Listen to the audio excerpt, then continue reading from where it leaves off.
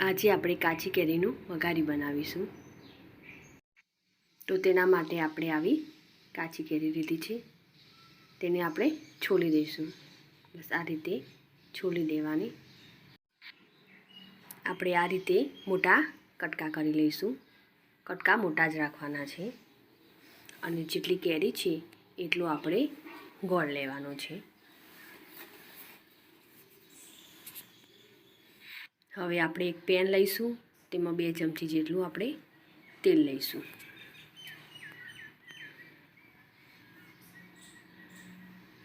તેલ આપણે વધારે લેવાનું નથી, કારણ કે પાછળ આપણે હિંગનો વઘાર કરવાનો છે।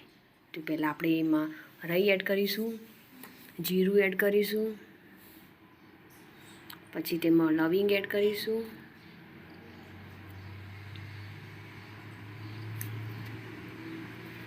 થોડા કાળા મરી એડ કરીશું,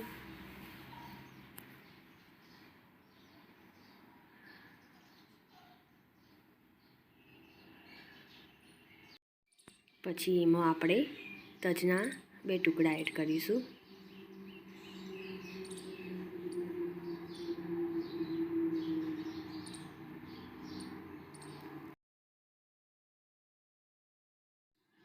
અને એ તમાલપત્ર એડ કરીશું।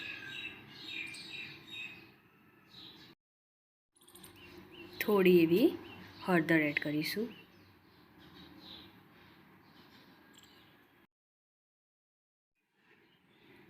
અને પછી આપણે કેરીના કટકા એડ કરી દઈશું અને તેને સારી રીતે હલાવી લઈશું। તેમાં થોડું સ્વાદ પ્રમાણે મીઠું એડ કરી લઈશું।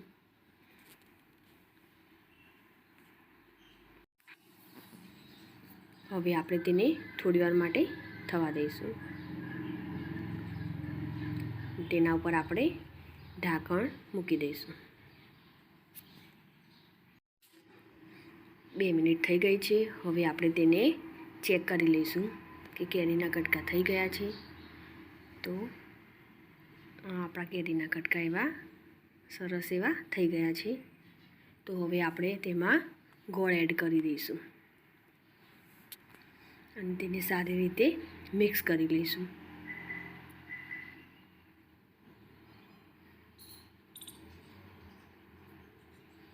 અને ગોળને ઓગળવા દઈશું। તો હવે આપણે એકતાની ચાસણી કરવાની છે।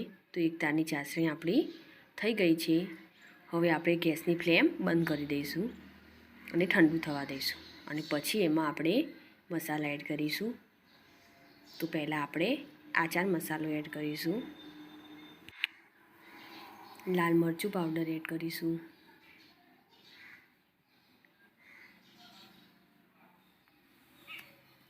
અને ધાણા જીરું એડ કરીશું।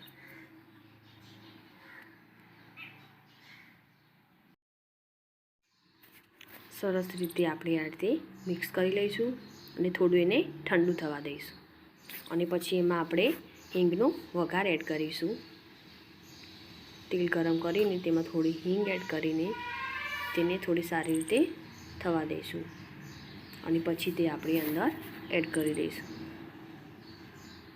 આપણું વઘારી તૈયાર છે। હવે તેને થોડું ઠંડુ થાય પછી આપણે સર્વ કરી લઈશું।